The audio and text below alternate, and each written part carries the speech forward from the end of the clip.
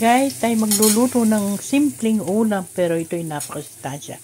Ayan, naglagay na ako ng sibuyas, bawang at mantika. Ilagay natin yung dalawang kamatis na iniwa ko siya ng cubes. Naku po.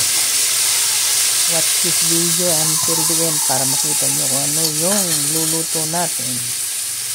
Napakasimpleng ulam pero napakasustansya. Ito'y paborito ng mga Pilipino. Yung mga ibang lahi, don't forget to on your subtitle. Lagyan natin ng no seasoning, patis, fish sauce. Napakasustansya. Ito ang paborito kong pagkain or ulam. Lagyan natin ng black pepper.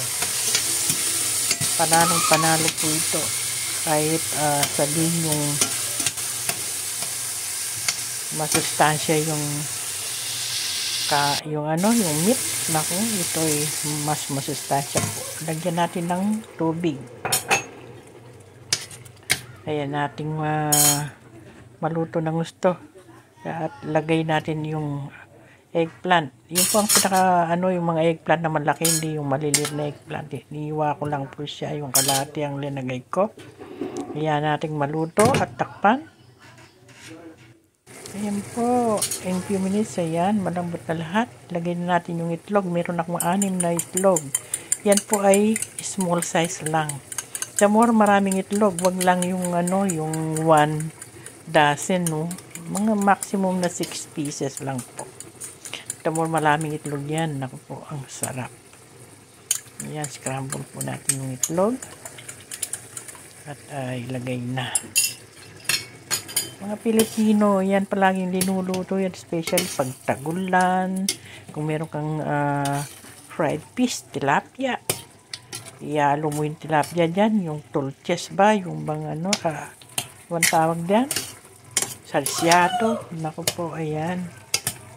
Kahit, umuulan. Nung nasa Pilipinas kami, hanggang ngayon, yan po ang paborito naming ulam. Lalo na pagsawa ka na sa karne. Ayan, few minutes po, ayan, luto na ang ating tulches. Tawag sa Tagalog ito. Ginisang kamatis lang at saka itlog at eggplant. Hindi ko alam sa Tagalog. Alright, ready to serve na po ang ating linutong dinner for today. Yan po ang aming dinner at request ng aking asawa. Ayan, let's go eat.